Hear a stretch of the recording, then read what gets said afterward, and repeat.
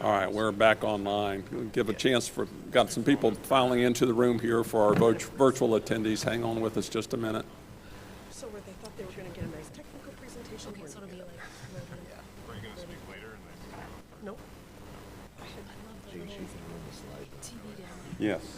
Yeah, this is the remote. First slides, okay. Which tiny. The green button is forward, advance, and there's a small red button, go back if you go too fast. Okay. And the little fireworks is the Yep. Pointer. All right, folks, let's move into our next session. This session, Chris Teef was scheduled to not only moderate but talk, but he got called into depositions this week, so he's not going to be joining this. So fortunately, we have got two replacements.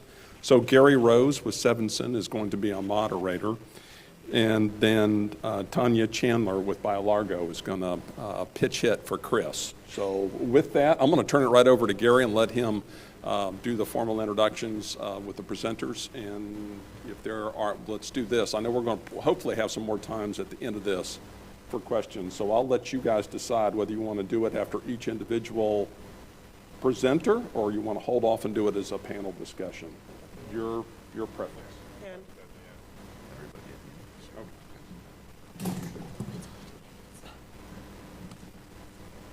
Good morning, everyone. Welcome back from break. This is the start of session one, the PFAS chemistry, toxicology, and risk-based guidance. As I said, I'm sitting in pitch hitting for Dr. Chris today. Hopefully I can do as good a job as he could. So just to keep things moving, our first speaker today is Dr. Leah Stuchal, Research Assistant and Professor, Center of Environmental and Human Toxicology from the University of Florida. And she is going to be speaking today on the toxicity and regulation of PFAS in drinking water, a comparative analysis of the data utilized to derive state-level action levels. Welcome, Leah.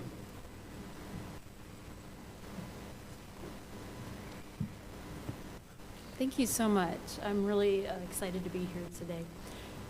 So I was asked to come and talk about the toxicity and regulation of PFAS in drinking water in the United States, which has a lot of states.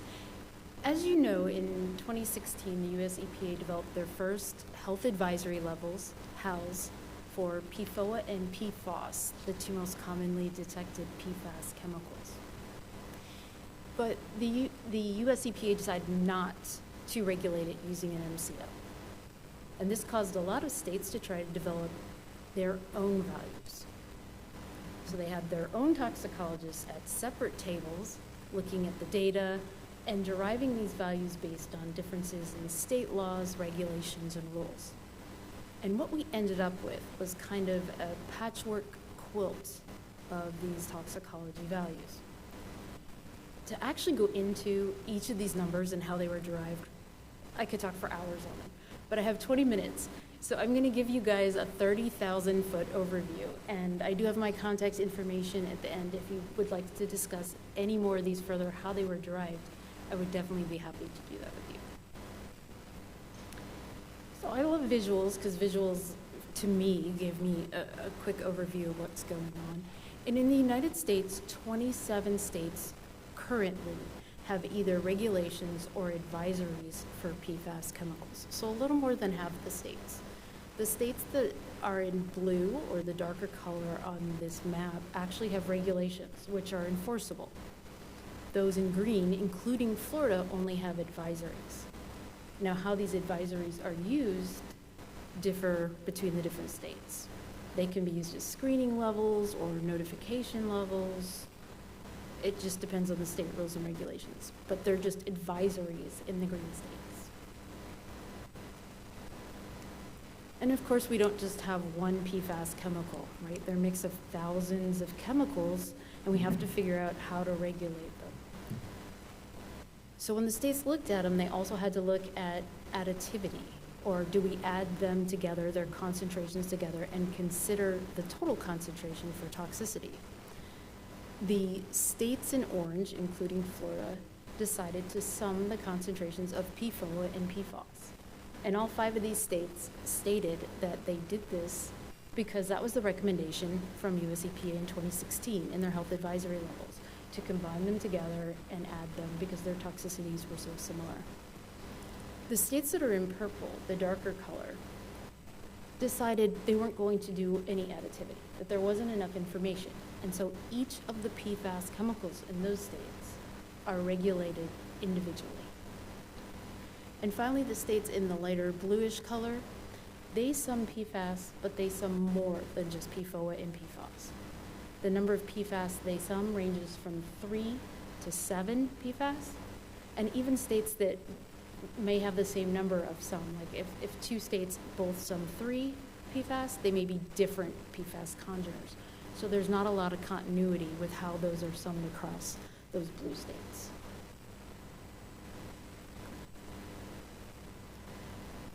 Then in 2022, the US EPA came out with health advisory levels for Gen X and PFBS. In addition, they updated the HALs, which they consider interim HALs, for PFOA and PFAS. These are now based on human epidemiological data instead of the rodent data that they were using previously. So instead of rodent data for developmental endpoints, we're now basing it on immunological endpoints and epidemiological, which are human-based data studies. These proposed interim HALs are in the parts per quadrillion. They are incredibly small, and right now much smaller than anything we can detect. So they are remaining interim for right now.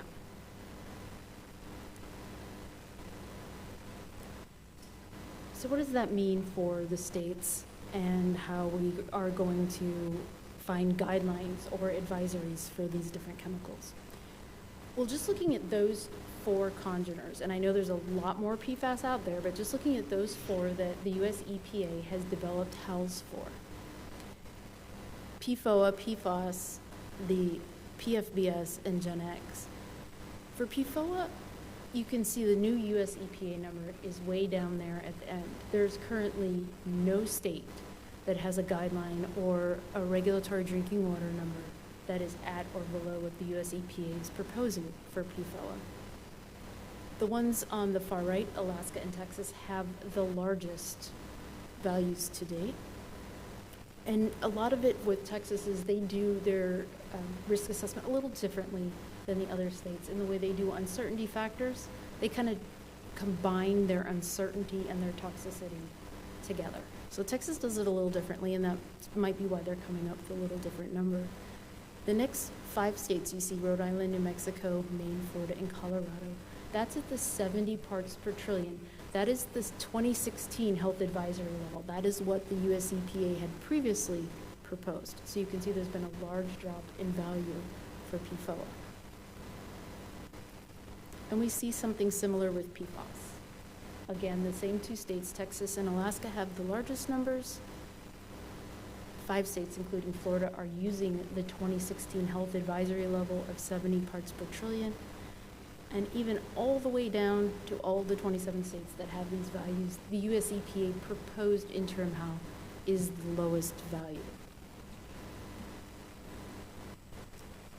With Gen X, it's a little bit better, PFBS also, in that the US EPA HALs are somewhere in the middle, with about half of the states being higher and half being lower. Now with Gen X, there's just 2 lower. You notice there's not 27 here, there's only 8. And that's because not every state has advisories or regulations for all of the drinking water congeners, right, in drinking water. So in this case, we have 8 states that have regulated Gen X. Hawaii and Delaware are less than what EPA has proposed as a health advisory level, and the other ones are higher. So because these just came out like a year ago, it is possible, and as we know, PFAS changes like every month. Everything that you've heard about is wrong.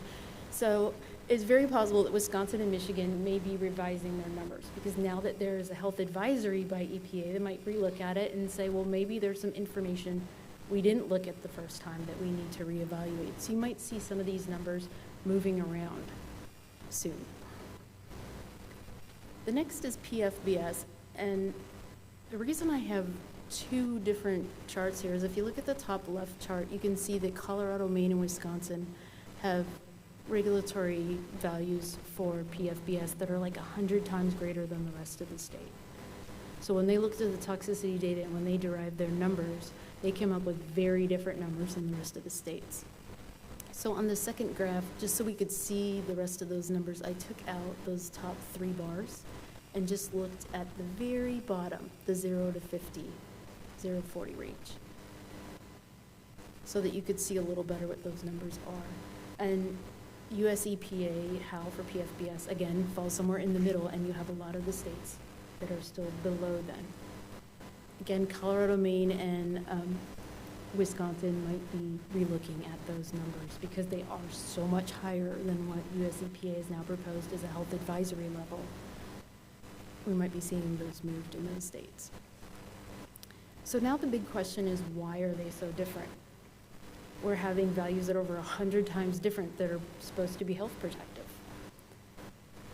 The reason they're different is because when we derive these toxicity values, there's not just one choice to make. We make a lot of choices along the way as we're deriving them. And there's a lot of options. And of course, you know, when you have a lot of options and a lot of choices, not everybody's going to make the same choice. And no two groups are going to make the same choices. One of the first reasons is because of different critical studies or endpoints. They need to decide what endpoint is the most important. So which toxic effect happens at the lowest dose. And that's going to depend on what study they pick. So is this study good enough? In other words, did they have good controls? Is it scientifically sound, or do we throw it out? And that may differ in different states. Like if a state decides, well, yes, this study is good enough and sound, another state might say, well, we don't think this meets our criteria and this study shouldn't be used. Also, again, the endpoints. Which endpoints are toxic, which are adverse? Those can vary based also on the states. Out of those 27 states, only 10 of them actually came to the same conclusion as the EPA, which means 17 states came to different conclusions for PFOA and PFAS at what the critical endpoint actually was, what that toxic effect actually was. That's like almost 2/3, right, of the states disagreed with the EPA. Next is the choice of uncertainty factors. These are just estimates that help us determine how uncertain we are in these numbers, which sounds funny because we have estimates of how much we don't know. I don't know how they're figuring that out, but the uncertainty factors also range from 30 to 300 just for PFAS. So you're looking at a factor of 10 just for PFAS. And it doesn't mean that that means across the board we only have a range of a difference of 10, because when you do this, you've got other endpoints and other decisions coming into it that may raise the number, may lower the number, like whether they used animal studies or epidemiological data. EPA is a really good example of this when they developed their first HAL. In 2016, they used the animal studies, and when they developed the 2022 interim HALs, they used the epidemiological data, and the numbers changed drastically just by doing that. Also, the method to extrapolating to humans if they chose the animals. So if the rodent data were chosen, sometimes they used a PBPK model, which is a pharmacokinetic-based model, to model a plasma concentration in the rodent and what dose the human would have to be exposed to have the same plasma concentration. And other times they just looked at the amount that was administered to the rodent and then used toxicokinetic data to figure out an administrative dose to the human, right? So they didn't look at plasma concentrations at all. That will also change the value in what you're looking at. The date of development, right, that's kind of obvious. We're getting new studies on this every day. It's changing like every day. So if you develop these numbers back in 2016, 2017, there's now 6 years of data that may not be included, and if those data were reevaluated, that could change the state's choice of toxicity. State regulations are also really important when you derive drinking water value because they tell you how to derive that value once you have the toxicity number. In other words, is it going to be based on bottle-fed or breastfed infants like in Minnesota? Is it going to be based on a pregnant or lactating woman like it is in Florida? Or is it going to be based on a lifetime resident like it is in Texas? And finally, the use of a relative source contribution. This tells us how much of our average daily dose can come from drinking water. And because it's found in food and soil and air and everywhere else, usually there's a percentage of that average daily dose that can come from drinking water. And that's called the relative source contribution. The default relative source contribution is 20%, and that was used by 14 of the states. 5 of them derived their own relative source contribution from what we knew on concentrations in food and air and sediment and soil. And the rest of the states didn't even use relative source contribution. So you can see with all these options and all these different choices, all of this going into that one number, why when we look at, when we look at this PFOA, PFAS range of drinking water numbers, why we have such a large range.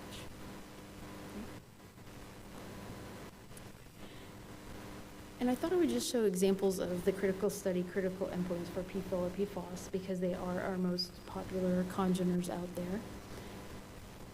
When we look at all the different drinking water numbers for PFOA, we can see that they're based on 3 totally different endpoints: hepatotoxicity or liver toxicity, developmental endpoints, and immunotoxicity.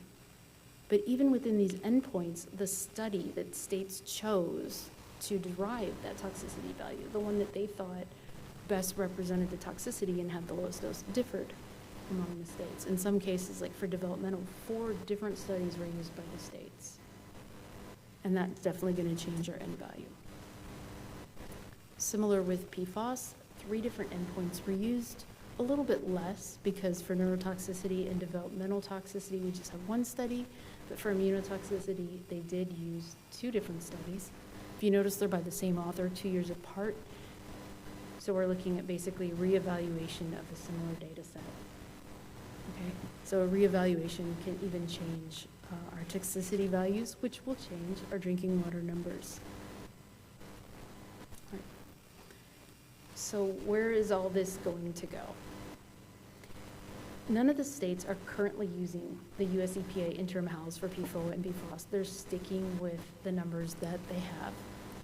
And due to the economic impact that lowering the HALs to those values are going to cost, most of the states have come out and said that they won't be changing it to the HAL value and are going to wait for an MCL. Just because there would be a major overhaul of all these drinking water systems that would have to be done to go that low. And at least 4 of the states have already indicated that if the MCL is higher than their current number, they would keep their current number and be lower than the MCL. So thank you so much, and this is my contact information, which should be in the copy of the presentation. Thank you.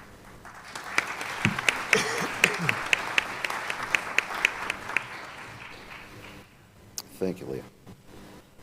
Next up, we have Victor DeTroy, National Practice Leader, Due Diligence Services, AEI Consultants. And his topic today is developing PFAS risk guidance for lenders, real estate investors, and environmental professionals. Welcome, Victor. Move this up a little bit. All right. So let's get right into it here. If you're an investor, should you buy this site? If you're a lender, what about this one?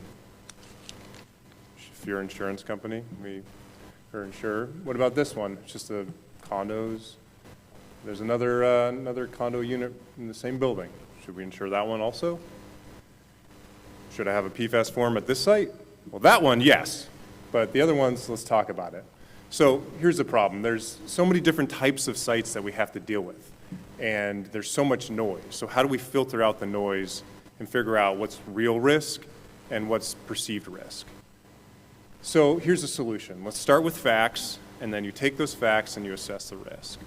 So I'm a member of the ASTM group that's developing a guide, and this is something that's going to be used in conjunction with Phase 1 environmental site assessments, which are sort of the gateway to a lot of this, how we end up commercial real estate is even figuring out if there's a problem at site or not. Paul Sonnenfeld's the lead on this one, and I've been an active contributor on it. And basically, as this guide, which is coming out soon, has been developed, I've been taking it into my national due diligence firm, and I've been kind of using them as the guinea pig on making sure that, you know, these practices are kind of implemented. So it's taking the theory, and then here's the actual practice. So here's sort of how it's been developed. First, we got to start with the facts. This is the guide that we've kind of developed for our fellow consultants, so that they can use this and then advise their, you know, clients, their lenders, their insurance companies, their investors, whoever it is. So let's go through this real quick. First, we have the initial screening. There's some great initial screening tools here.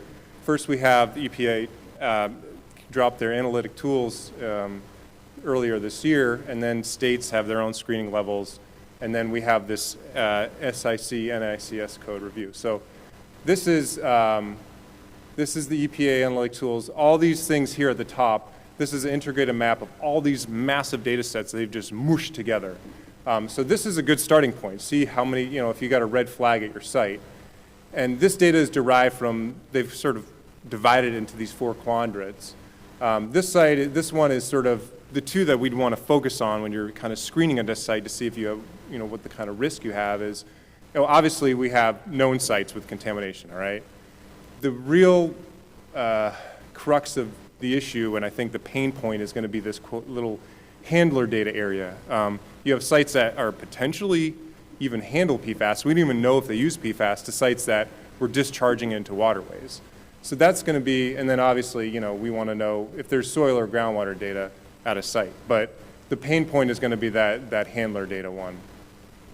So then, I'm just not going to go over every site, but, you know, I'm going to run the gamut here. You have states like California that have basically forced different industries, like every chromium plating facility has to sample, and then every airport or a wastewater treatment plant, you know, they're loading the cannon. They're getting all the data now, and they put it on this map, essentially an overlay of a Google Maps, where they have all this sampling data is right there.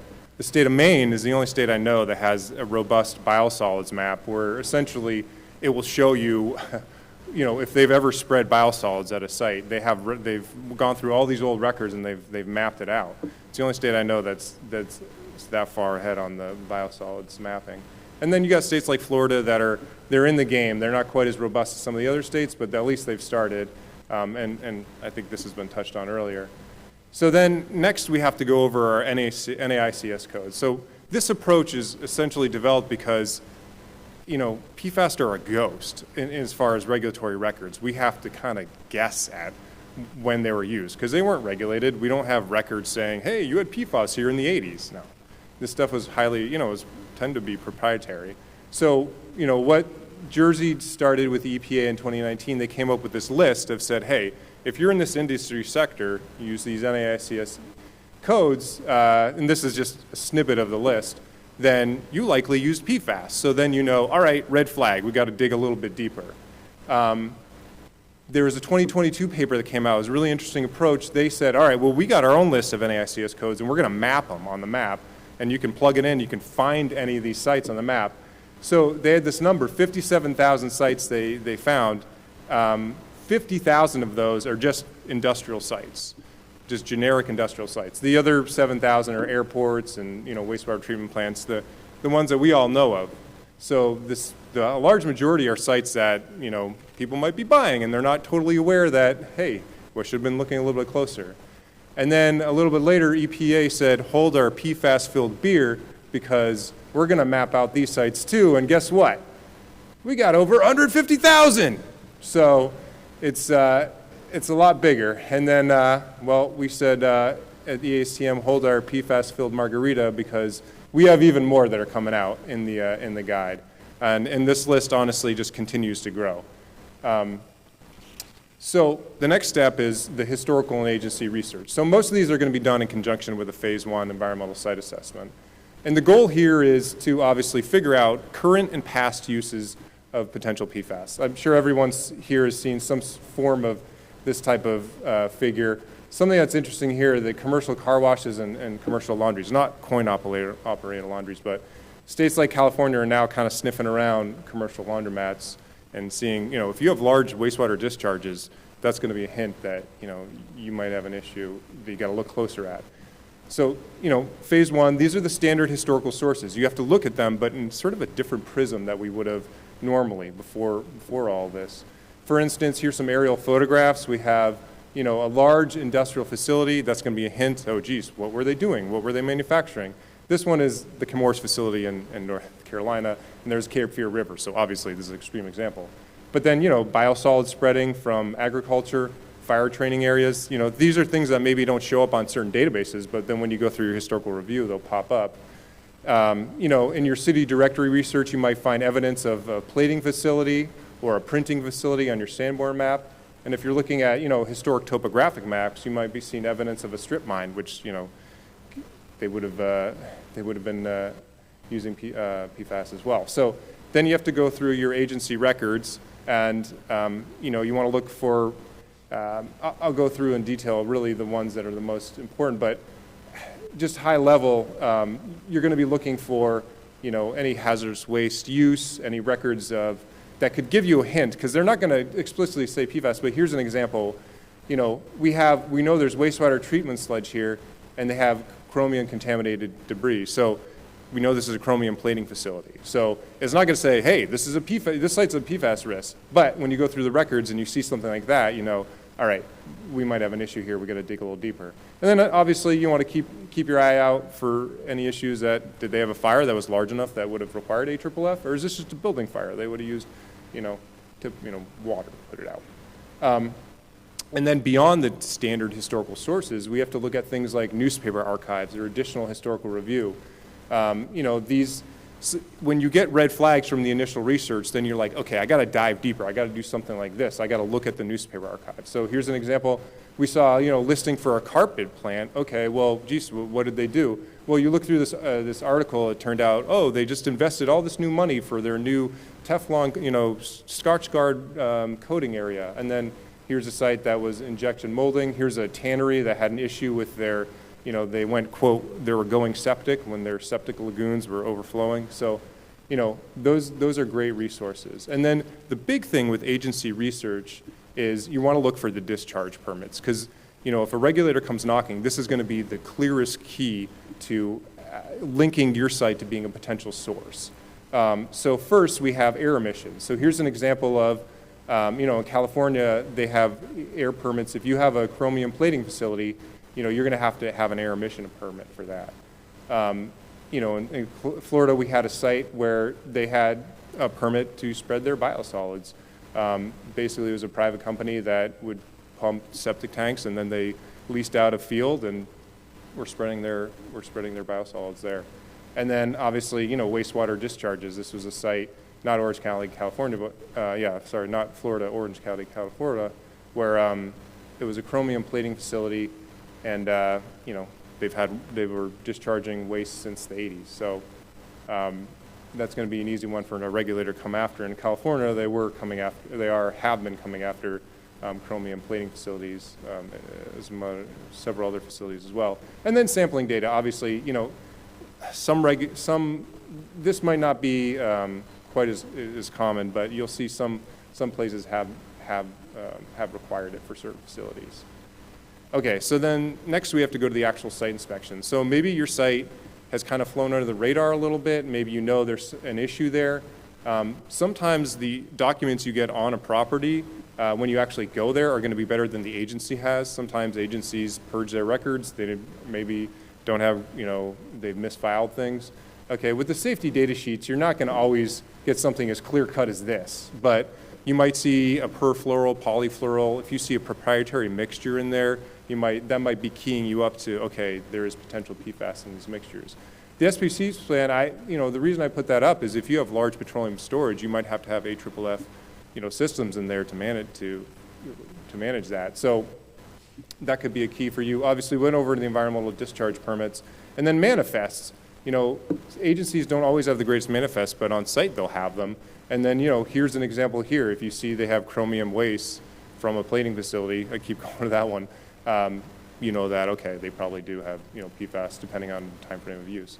And then You know, you're going to check out the chemical inventory. Do they have a small scale storage or large scale storage? You know, do they have, you know, poor management? Is there spills, leaks? Do they have a chemical inventory on site? And then you want to look at the actual process there. You know, how are they using these materials in their machinery? You know, do they have pits? Do they have sumps? You know, all these things that could kind of, the idea here is how are they handling PFAS, right? And the next step is, okay, you might just handle PFAS, but are you actually releasing it into the environment, okay? So it's one thing to handle it, but it's another thing to, do you have, you know, these migration pathways? Do you have a smokestack or a clarifier or drain, a way for the PFAS to actually get into the environment? And a big one, you know, that we've seen that's been the source is the wastewater discharges. There's usually a permit there, so we know, okay, this was discharged into the environment. So it's easy to track it back to that. And then obviously interviews. You know, sometimes you get really valuable information like, oh yeah, there used to be a big vat of where we'd put that Teflon stuff, or, you know, hey, that's where we had that, made the carpet stain resistant, or, you know, we had the good stuff back in the day that kept that chrome bath from bubbling up, you know, stuff like that. You might not get that from your agency records, and I hope you enjoyed that impression. And then the last thing here is, what are the additional factors? And this kind of gets into the assessing the risk a little bit. You know, let's say we have two sites exactly the same. You know, we have some former industrial use and there's potentially PFAS used. Site A is an apartment complex, the other one's a warehouse. You know, what's the drinking water source? Well, private well versus, you know, city water. What's the geology? Sandy soils or thick clay layers, or it's much harder to get to the groundwater. And what's the surrounding area? Well, it's a bunch of private residences that have all use their private wells. And then are you basically in this site A, you're the only site for miles that could potentially have caused any kind of PFAS contamination. Obviously we know it's in rainwater and everything else, but you know, whereas this other site, maybe there's several other sites that are much higher risk of causing PFAS, where a regulator would be much easier to point the finger. So, you know, which one are all these esteemed attorneys here, which one are they going to be happy to see? Obviously site A, right? Or they don't want to defend that. I don't know, we'll see. But, so the next thing is, how do we assess the risk? Now that we know we've kind of screened this stuff out, I'm not a lawyer, but I do play one on TV. I'm going to kind of go over these quickly. The one thing that this case in Georgia was sort of a big deal for our industry because, you know, obviously we know 3M, DuPont, Chemours, they're all getting the brunt of the litigation. But in Georgia, a federal judge ruled that the carpet manufacturers would actually be liable, not the manufacturer, not the 3M, the DuPonts. So what this means is, like, if you're buying or investing in a industrial facility and they used to be a carpet manufacturer in this area, you know, you could be part of this huge lawsuit. So that has massive implications. And then I kind of skip over this because the attorneys talk way more about this, but just according to Bloomberg law, all the different lawsuits that are coming and the different categories they have. So we've developed a PFAS screening checklist. This is on our website if you guys want a copy. This is only a piece of it. This is for on-site. We also have one for off-site. The idea here is you want to kind of screen out the high-risk uses, and then you want to figure out, well, not only did they potentially handle PFAS, but what are the ways that it could have gotten to the environment? So what are the migration pathways here? And then kind of going through that. And then also, so lastly here is sort of this risk pyramid that we kind of came up with, where the idea being, at the very top of the pyramid, you're going to have sites, your Department of Defense sites, the sites where there's known contamination. And that's going to be the fewest number of sites. At the very bottom is where we're going to be dealing with a lot of pain point, where it's sites that are potentially handling PFAS. They're lower risk, not zero risk, but lower risk. But there's going to be thousands, hundreds of thousands of these sites that we have to deal with. And the real idea is trying to figure out, you know, how high is this risk? And you know, going somewhere in between. So, you know, from the highly likely contamination, you know, those are sites where we know, okay, this was a large manufacturing, to likely contamination. These are sites that have permitted discharges. We know they were using PFAS. It's likely there's contamination caused by this site, to potential contamination where, all right, they were handling PFAS. They had some sort of conduit there, but we don't have any discharge permits saying they actually discharge it. So it's potential, but it's not as likely. And then the more moderate risk here is, all right, we know they were handling PFAS, but there's no way that it could have gotten to the environment. And the lowest risk here is maybe they used PFAS. Maybe it was historical industrial, but we don't have any record of what really they were doing. It was a little bit smaller scale, moderate scale, and they don't have any conduits or migration pathways. So we kind of put that on the lower end of the risk. Again, not no risk. And then just quickly, like, here's an example of if you get agricultural sites, historic agricultural sites all the time in our industry. And just important to keep in mind that, you know, there's a certain timeline here that, you know, is more important to, you know, you're not going to, the biosolid spreading really kind of kicked up after 93. And a lot of the, you know, former agricultural sites are already developed by then. So I'm just going to close with a couple, how am I doing on time, by the way? I'm good? Okay, cool. So I'm just going to do a couple quick hypothetical examples. So say we have, you know, a wastewater treatment plant on the site. Okay, obviously we know that there's probably likely contamination if we know they've been spreading biosolids. Here's a paper mill. Okay, we know likely based on the NICS code that they use PFAS. But, you know, the records aren't great as far as that. But, you know, there was a 1980 site plan that showed us they had a coating area and a plating area, like a waste sludge area. And then they do have actual wastewater discharges into this abutting river, all right? So we know, all right, this is probably a likely contamination site. Here's a cosmetics manufacturing facility. So they don't have any actual discharge permits, but they do have a certain exhaust, they have exhaust systems. And they do have floor drains. So there is potential contamination here. It's, you know, they don't have any actual discharge permits, but, you know, it's likely it could have been released into the environment. So this is a metal fabrication facility, right? They potentially use PFAS. We can't really rule it out. They don't have a great SDS on site. They've operated since the 80s, but they don't have any discharge permits. They don't have any drains. The potential for spills are low. So, you know, there's moderate risk here, but, you know, compared to some of these other sites, I would say it's a bit lower on the scale. And then here's a site. It was a plastics manufacturing facility. You know, we actually have, you know, on the NICS code, it's, you know, this is a high-risk use. You know, when you look at all the EPA, how they characterize it, and, you know, this site, but it's a brand new site built in 2019. They have very extensive SDSs that we were able to review. There's no discharges whatsoever, no drains, no you know, emissions, and any potential for spill is very low. So, you know, while it is in the high risk category, based on all these other factors, it's, you know, it's a much lower risk comparatively. And then, you know, we have a hotel here. You know, maybe this isn't the greatest picture. Let's just say we have a hotel next to an airport. You know, airport's probably a much more likely source of actual contamination. This site had a small scale industrial use in the past. But it was small enough where there weren't any drains or smokestacks or anything like that. So it's a lower risk. Not no risk, but a lower risk. But remember with PFAS, as Kevin Garnett most famously once said, anything is possible. All right, thank you.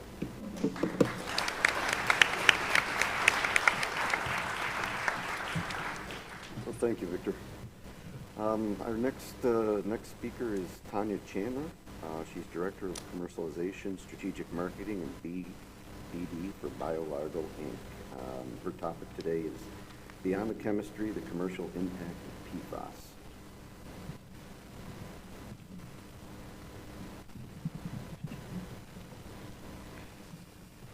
Somebody tall was up here. Hi. So you guys thought you were going to get a lovely talk on PFAS's health criteria. Instead, we're going to take a little lesson in physics. Not really all physics. We're not going to talk about, you know, energy and all of that, but we are going to focus in a little bit on Newton's third law. No, we're not going to talk about force, but we're going to talk about action and reaction. Because everything we do has a reaction somewhere else. There's always a cause and effect, and PFAS is no different.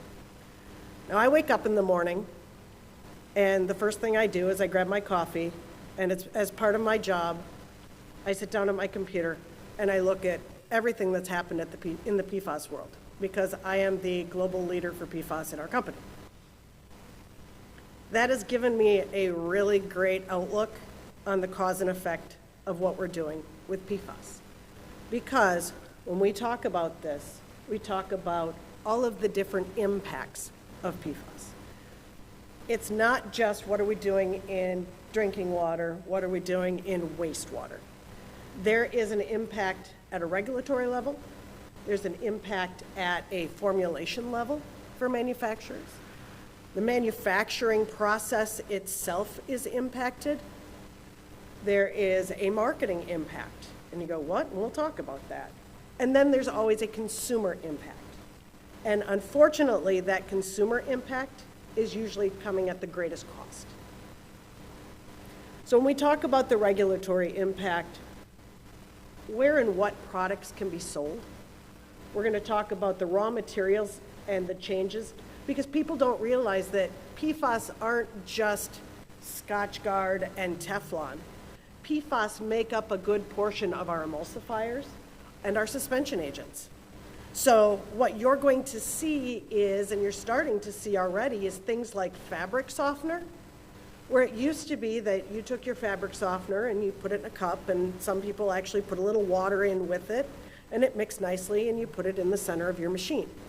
Now what you will see as things go along, you'll see the fabric softener go into your cup, and you'll put water in it, and they separate. They don't mix anymore. They don't work the same anymore. And that's both a formulation impact and a consumer impact. You'll see the processes and changes inside the manufacturing facility because they can't use the same agents that they did before to keep things from sticking, to keep nozzles from clogging. Labeling and packaging changes. What? Well, we all know the basics. We all know that PFAS are actually used to keep, make things grease-proof, make things waterproof. But did you also know that there's a percentage of the class action lawsuits that are coming out that are going after manufacturers for things like all natural on their label? And then, of course, we talked about the consumer impact that goes beyond cost, because with some of the new regulations that are coming out, the products that they have used all their lives will not be available unless the manufacturers change their process.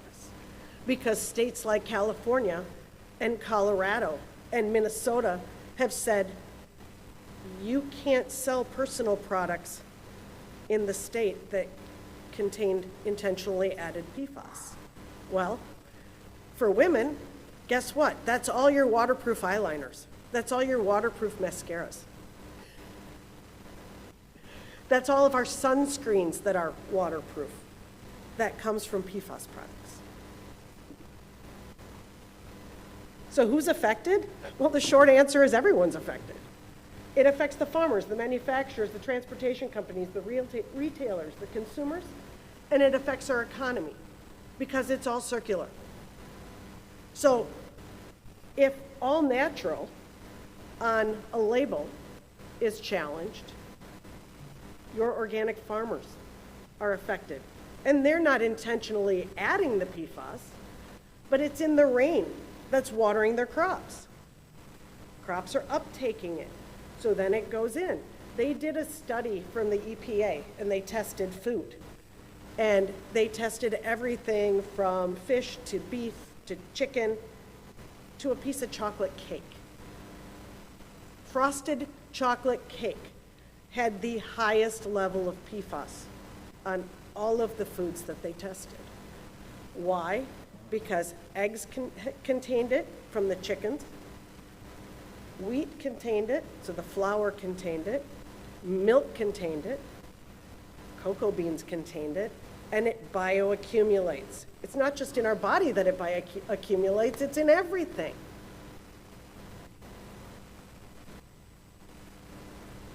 It's in food wrappers, cardboard packaging, fire foam, paints, sunscreens, cosmetics. So somebody once asked me, they said, why can't we just ban all PFAS? Right now, why can't we just tell manufacturers they can't use it anymore? And my answer is them, how far back in history do you want to go? Do you want to tell your kid that the next iPhone they get isn't waterproof anymore? Or better yet, they can't have an iPhone because you can't make semiconductors without PFAS compounds, at least not at the moment.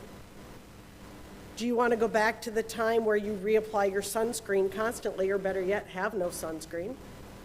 Do you want to go back where we don't have a lot of plastic or no plastic at all? How far back do you want to go? Because every action that we take with this has a reaction, and we have to give people time to respond. Now, like I said, I'm not against the regulations of PFAS. I absolutely think we need to regulate them, and we need to take them out of our environment. But we also have to understand that not all PFAS are completely bad. If you have retina surgery, you want octafluoropropane because it replaces the fluid in your eye. And without it, you're going to be going in every few days to get shots until your retina heals. By using this chemical, you're able to actually get that once during the surgery, and it will stay there until your body can heal. Freon 134A was our answer to not taking out our ozone layer. Trade-off. We all know about Teflon. Well, the reality is that Teflon's fairly stable unless you add heat. So not all of our Teflon is bad, and it does have good uses. And then Tedlar. I don't know about you, but I don't want to be on an airplane that hasn't been coated in Tedlar, because it actually keeps some of the moisture from building up on the inside of the airplane.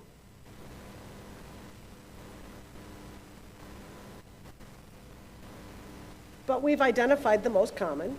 This is the stuff that we're seeing. This is the stuff that we're starting to regulate. This is the stuff that we've got the health assessments on. Unfortunately, they're also the ones that are the stain-resistant coating on our carpet. It's also the ones that are in our pizza boxes. So you're going to see some changes there. You're already starting to see it in the packaging that comes from people like McDonald's and Burger King. You're starting to see them go away from the cardboard again. I know that, I'm trying to remember, I just bought a fast food sandwich one day, and it used to come in the nice cardboard box, and now it's wrapped. It's moving away from that grease-proof packaging to try and fit with the regulations that they know are coming.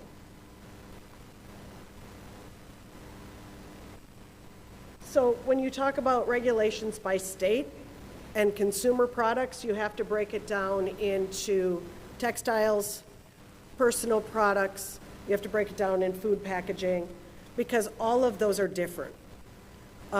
Some states, there's about 201 current policies over 35 states that have been, or that are actually in effect or coming soon. And there's another 111 in 24 states that have been adopted, but not in effect yet. And those are in various stages of food packaging and all of that.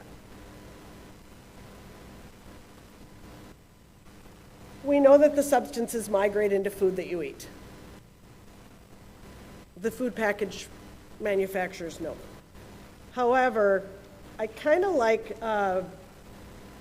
the Consumer Reports quote, and that is, banning individual PFAS is an impossible game of whack-a-mole. And it's the truth, because historically what we have seen is we're going to stop making PFOA. We're going to stop making PFOS. Okay, we're just going to replace it with Gen X, PFNA. You knock one down and another one pops up. Even as we talk about removing PFAS completely from our manufacturing processes, we've already come up with a new classification of chemicals that they're starting to look to replace these with.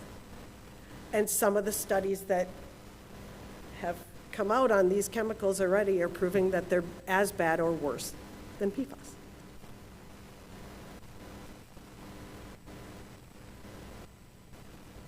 So I put this in because you guys will get a copy of the presentation.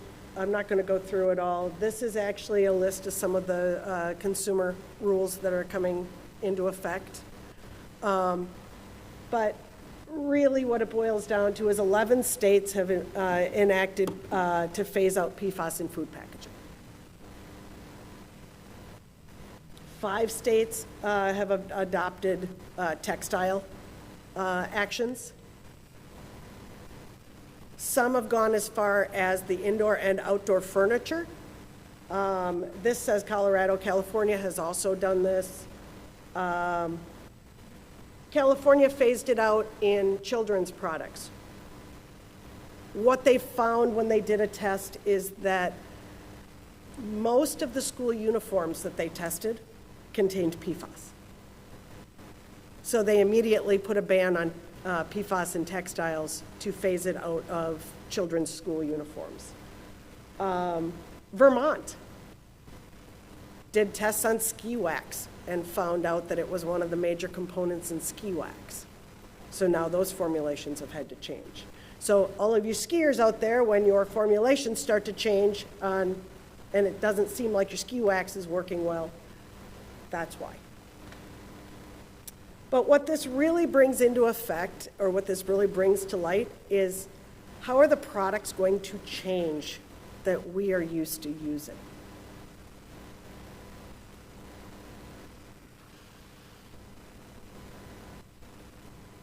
The EPA has started to look at, I know Aaron talked about TSCA.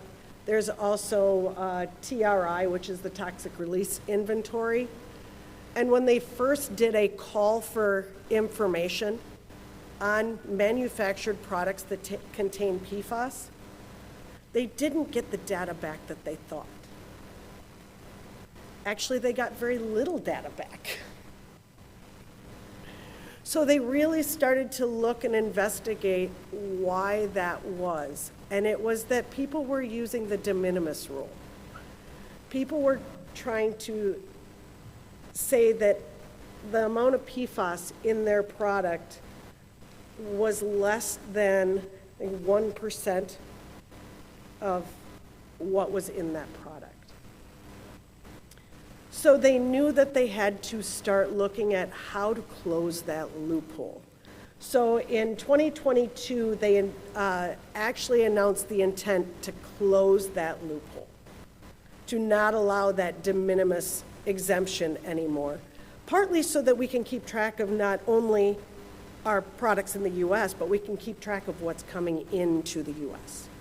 Because although we've banned PFOS and PFOA and in our manufacturing, people, I think in 2006, the 8 of the major chemical manufacturing companies actually got together and vowed to actually remove the PFOA by 2015. So we've stopped using it, we've stopped producing it, but other countries haven't. So we need to keep track of what's coming in.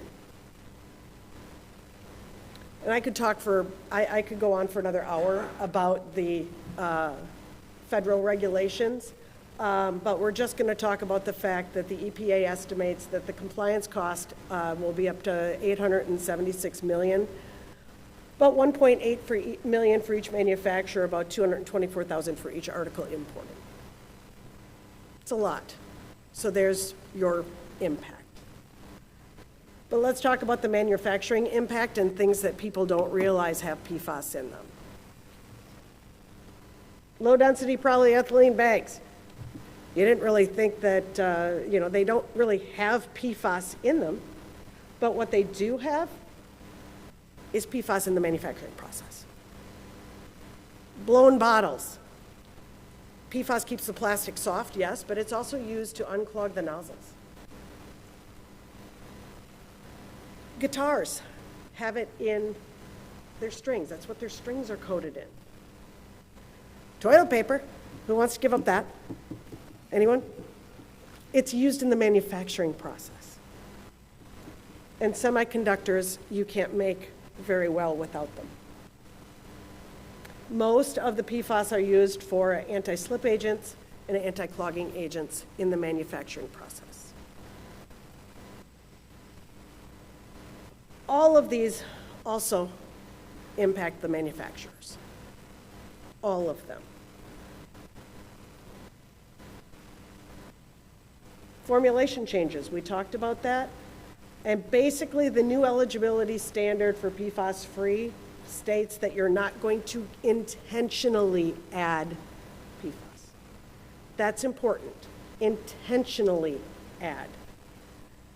Because when you talk about products that are food, we're adding it through rain, we're adding it, and biosolids that are grown, products that are grown where biosolids have been spread. We're not adding it, but they may be there. But in 2021, they did a study and they found that about 40% of the products that say PFAS-free actually contain PFAS. So let's talk about the market impact, because I know a lot of the lawyers that are in this room know the liability cases that are coming up, and the reality is that there has been a significant increase in liability cases for PFAS in the last year. It's estimated that about 1,235 cases were filed in 2021. Everybody's talked about the lawsuit that's coming up, but since about 2023, I believe the number's about 13 class actions that have been filed against major companies for mislabeling alone. But in April of this year, ConAgra won their lawsuit because the judge ruled that that the manufacturer cannot reasonably be held liable for PFAS in a product that wasn't intentionally added.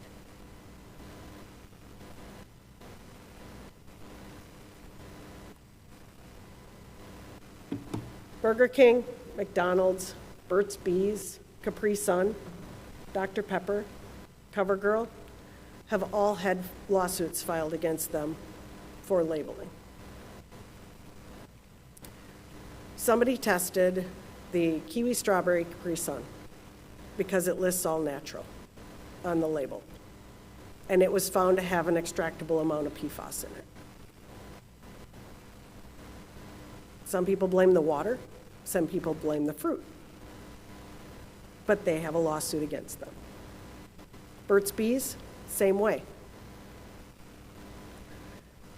Thinx brand underwear got sued because they have sustainable on their label, and PFAS was found. So it will now affect the label of brands.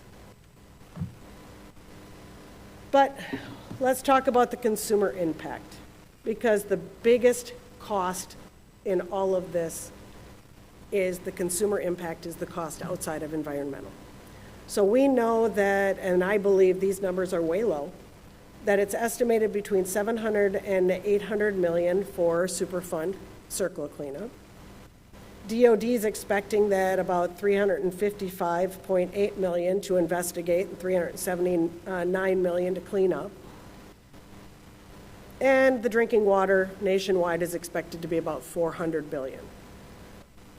But a recent analysis that was done said that the global societal cost of PFAS will be about $17.5 trillion a year.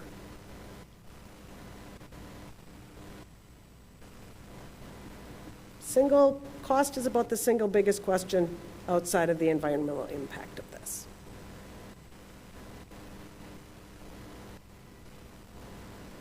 And it's endless, because we're finding it in more and more areas of our lives every day.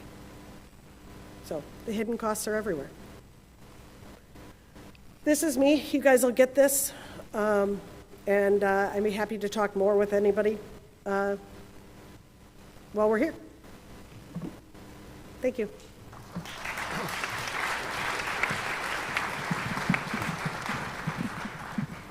So we decided to hold questions to the end for our three panelists here. Just making sure they sit, the microphones, these microphones at the desk will be on. Yeah. All right. Thank you. Questions, anybody? Coming.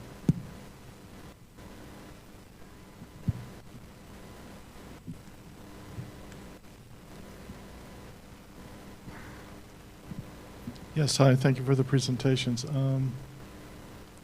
This would be for our toxicologist, Leah.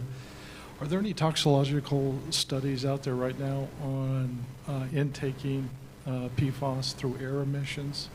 I mean, you talked a lot about the rodent studies and the immunological studies and that, but how about the air emissions part of it? Thank you.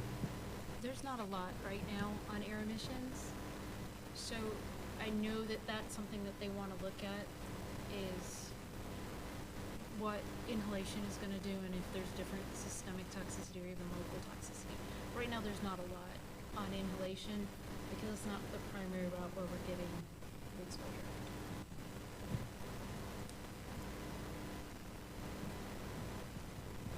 Come on, I know there's some questions.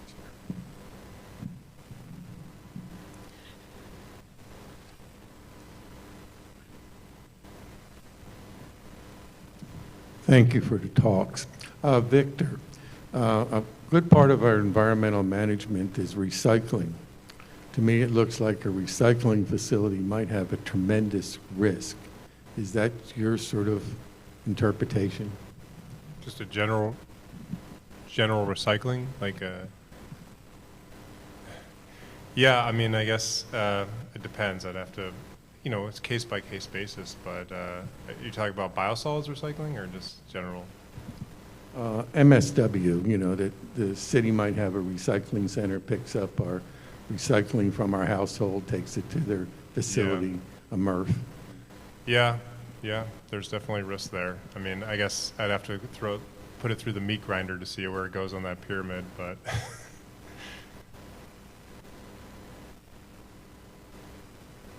I know SWANA's looking at that issue right now, and that and landfill leachate.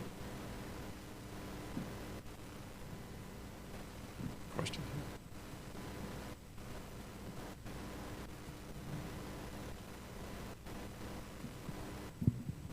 Hi. Thank you for the great talks. I actually had a question for Leah. So I'm Natalia, by the way, from FIU. You mentioned it like that, for example, PFOA and PFOS, right? Like they have like additive effects for, in terms of toxicology.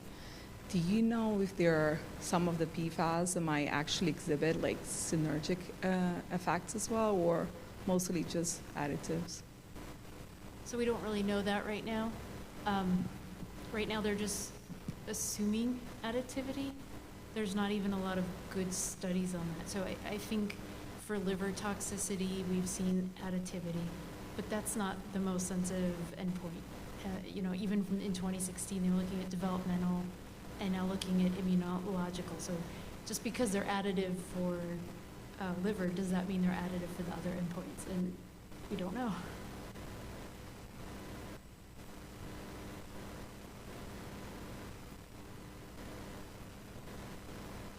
Everybody's getting hungry, I can tell. All right.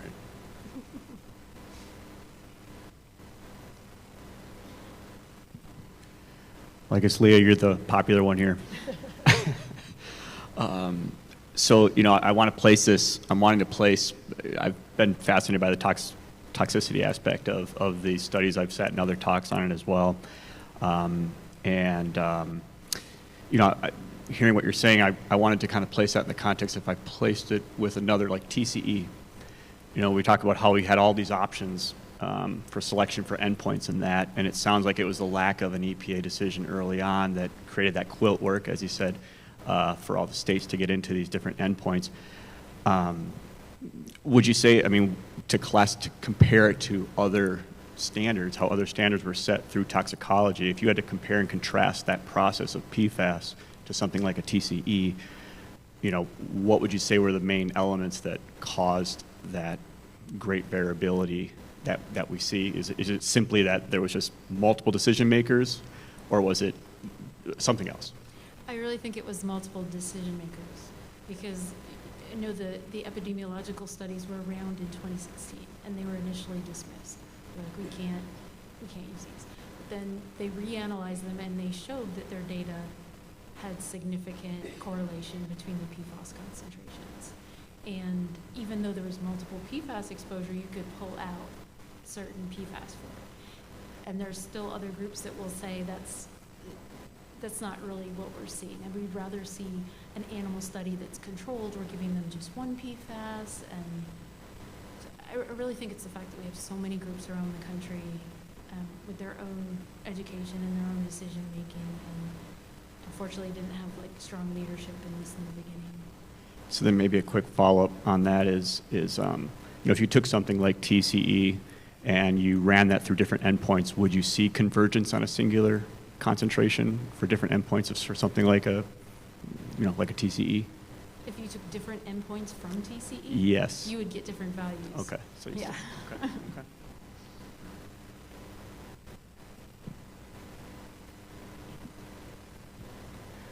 Hi, do you have any toxicology-based guidelines for example, this fellow's company, when they go out and do contract work on a site, like for short-term exposures, let's say for a year of a worker exposure on a site that might have some soil or groundwater? There are no subchronic, we call them. Those are the 1 year or less short-term toxicity values for PFAS. We don't have those right now. All right, question back here.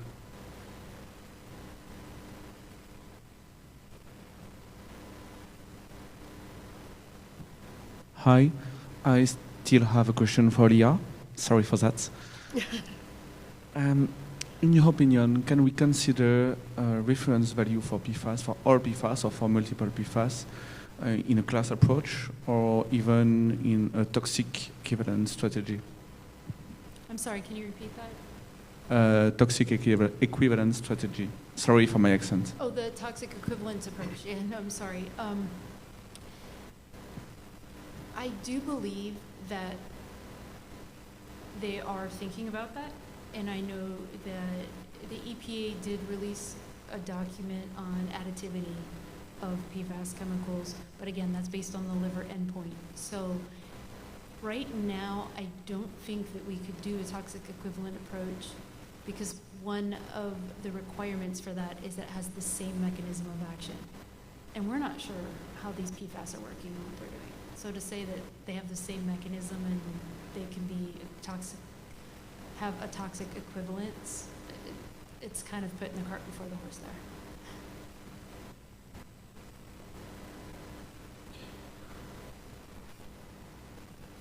All right. Come this way, see if I can get to you. Again, you're going to be quite popular on this. So this is kind of a follow-up to the subcritical question. So for best practices then for contractors and things like that, would it be, for the time being until we have those data, would it be best to kind of apply like what we do for radiation, ALARA, as low as reasonably applicable or achievable? Would that be kind of the best approach, especially if you're going to a site where you know you have significant contamination of PFAS compounds? Yeah, well, according to the toxicity data that are out there, as low as reasonably achievable or detection limits is what they're suggesting. But again, each state would have its own regulations on what you're supposed to do in those situations.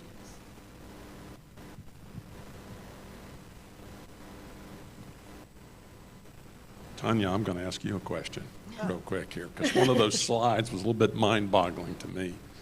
You showed potential cleanup, and I guess it's globally, of $17 trillion annually, Yep, right? yep. But yet, from the U.S. perspective, there was like 800 million. Well, you have to understand that when you're talking globally, you're talking more than, you're talking everything that's done over in Asia. You're talking about everything that's done, Canada, Australia. Now, Canada actually started recognizing the dangers of PFAS back in 2017.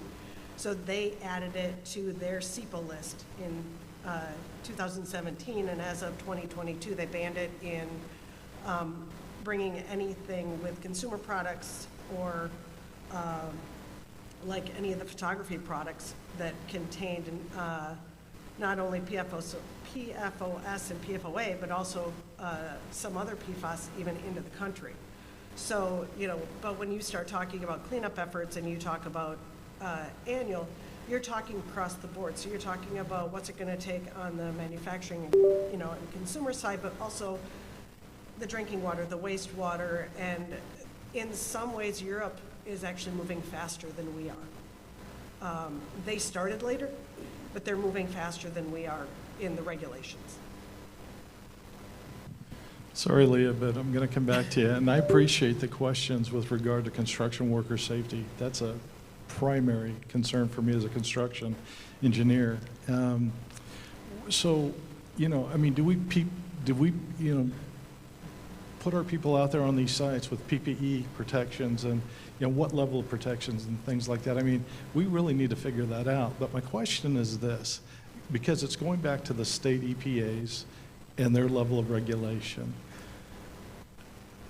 What's the dichotomy between, the various state EPAs across our country and their ability to really assess this entire issue, respond to it, react, and set standards? Not only for drinking water and things like that. You're getting guidance from somewhere, at least US EPA, but how big is the difference from one state to another and really their ability to manage this entire issue? It's about as large as those numbers. As you can see, there's a lot of states that don't have anything for PFAS. There's a lot of states that don't have toxicologists, and they wait for the EPA. They follow the EPA's lead because they don't have the resources themselves to do it. And then states like California have teams of toxicologists to do that. I'm going to shift to our virtual. David, do we have anybody that raised? I thought I heard a ding. No? Nobody? No virtual questions? All right. Yes. See. I'm going to have a question for Victor. Can you name a few, not on your screen checklist, what kind of human activity will not lead to, PFAS screening at the facility site? The sites that do not have risk? What was the question? Yeah, any kind of, historical land use not on your checklist.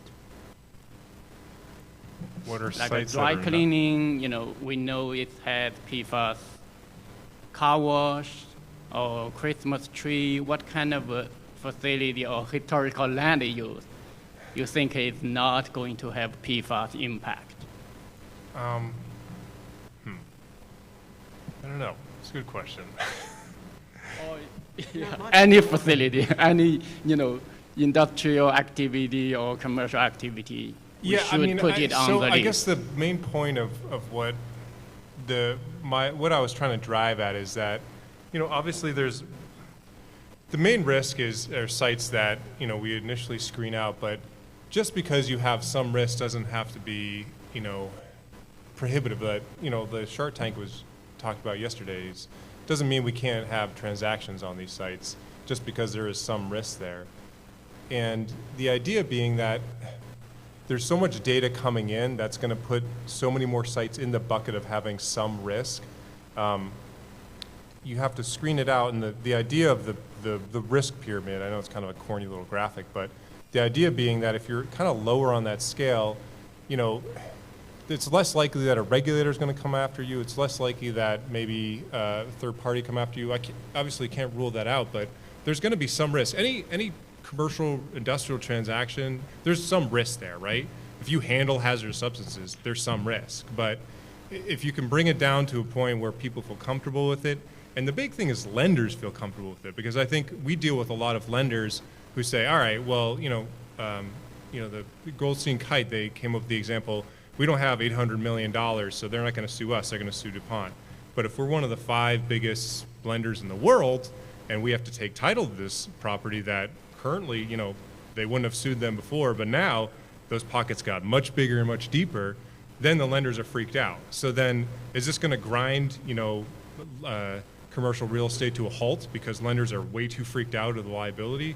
And the idea here is to say, no, you don't need to be totally freaked out. And this is the kind of presentation I'll be giving to the Environmental Bankers Association, which is an association of bankers that have to figure out where the environmental risk is. They want to do business. They want to get these deals done. But, at the same time, they don't want to be on the hook for $6 million cleanup.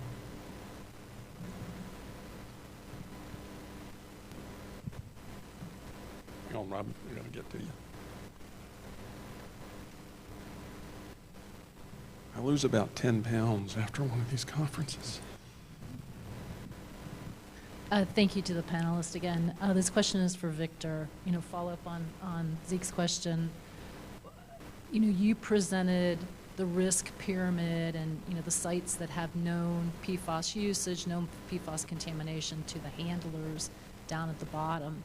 So if you're the environmental professional recommending to a client when you're doing a phase 1, are you recommend sampling for phase 2 for the entire pyramid all the way down? No, not necessarily. Okay. Yeah, I think that's the thing is that's the pain point, because at the very top, if there's already data, but closer to the top, yeah, you're going to recommend sampling. But we've had plenty of sites that are closer to the bottom. We notify our clients, hey, there's risk here, but given all these other factors, I don't think sampling is necessarily warranted every single time you're on that.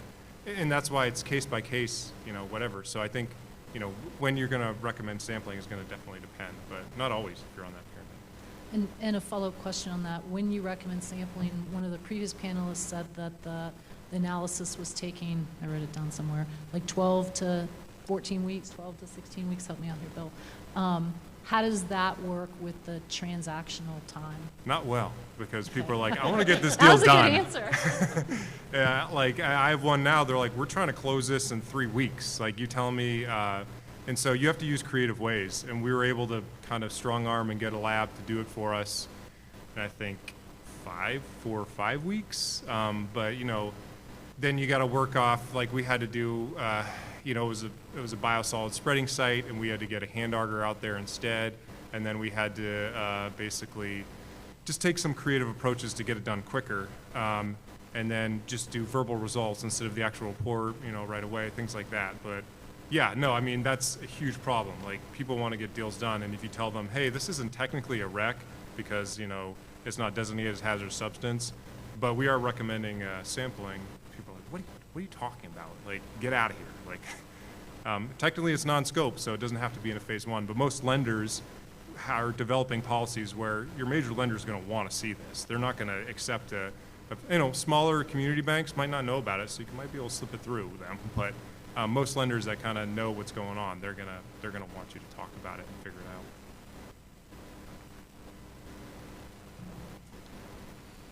All right, if there are no other questions, well, I see a couple hands over there.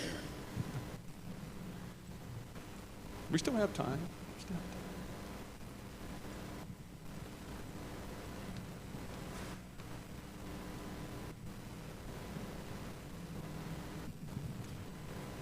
My question is one of timing, especially for landfills and biosolids disposal areas. Is there a period that you would be comfortable saying, and I'm not holding you to this, I'm just asking everybody really, if it's before 1930, the landfill closed, or before 1940 that the biosolids were disposed of, they probably don't have PFAS? What's a date that you would choose? Yeah, well, I guess I had a slide. I kind of rushed through it, but the idea with the biosolids is obviously, PFAS were invented in the 40s, 38, and then in consumer products by the late 40s, and then, when's it going through our waste and getting into the wastewater treatment plant? Maybe late 40s, 50s.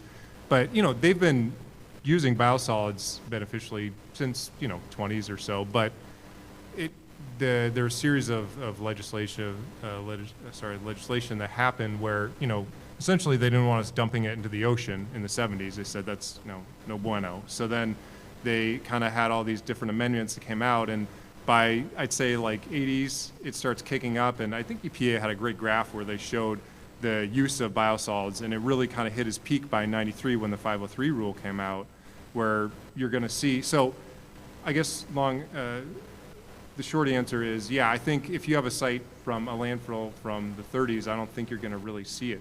But if you have a site where they're spreading biosolids, or agricultural where they're potentially using biosolids, I think that it's not going to be as likely until maybe 80s, and then 93 is really when the EPA opened up and they started encouraging people to do it.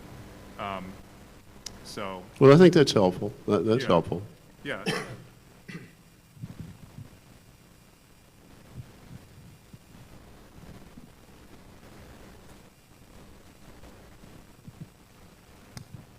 Another question for Leah.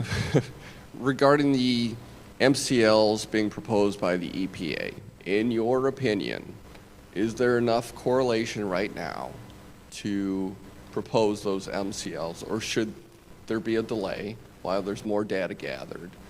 And if you do agree that they should be established now, do you agree with the numbers they have come up with? So to clarify, what they've come out with are health advisory levels, and those are not enforceable. They have not yet come out with the MCL. Oh, the detection limit, the proposed, is that what you're referring to? The proposed MCL, which is detection limit for both PFOA and PFAS? No, yeah, I mean, For PPT? the EPA is proposing MCLs that will be adopted by the end of the year. Okay. Yes. Yeah, so it was my understanding that those were similar to the detection limit, and that they were, that was a technological limitation, that you couldn't go below that, so that's pretty much what MCLs are, correct, is that they're based on the cost-benefit analysis and the toxicology and everything else. I don't think we should wait before putting out the MCL, because we may need to change it or modify it. That is definitely up to EPA, but as new tox data comes in, but as I mentioned, there's a lot of states out there, about, 23 of them that are waiting on the EPA and currently have no regulations for drinking water. So I think it's important to issue some kind of guidance so that we can start at least.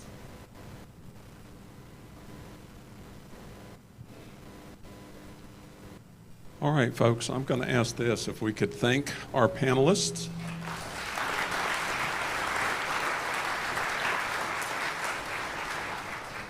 Lunch is going to be in Ballroom D. I believe it's out the hallway to your left a little bit and then to your right. I think we've got a sign posted out there. Lunch tickets are in the back of your name badges, and we will reconvene at 1 o'clock where we start getting into remediation discussion. PFHS, the HS.